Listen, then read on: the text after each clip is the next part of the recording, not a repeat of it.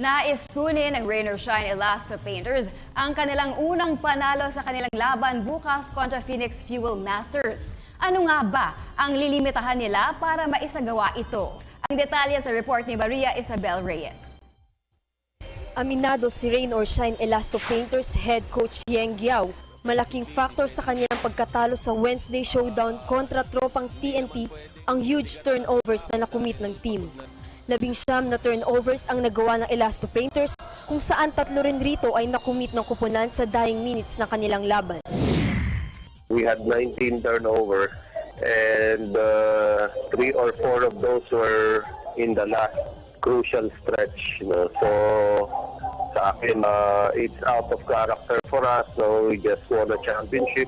We've been very dependable in tight situations, but that did not happen yung sa last game namin.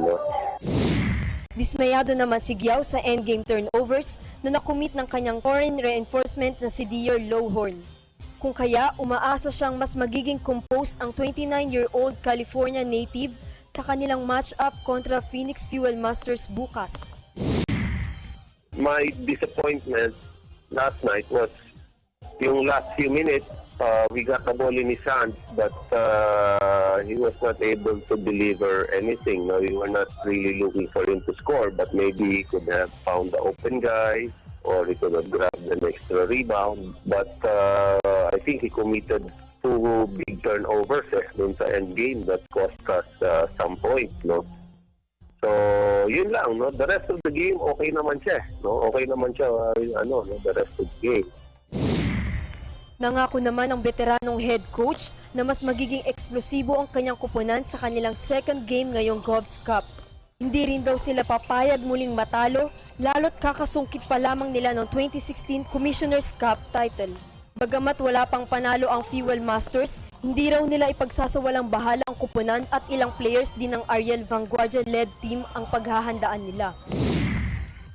But to me, maganda yung addition nila kay Cyrus. So he will be, I think, a big factor tomorrow. Hindi pa pumuputok yung nila, yung Asian import. But I think he has the potential, to explode. Shooter yun. Mukhang laro niya, mukhang talaga, Koreano, shooter. So you don't want him getting loose tomorrow. So I think those are the...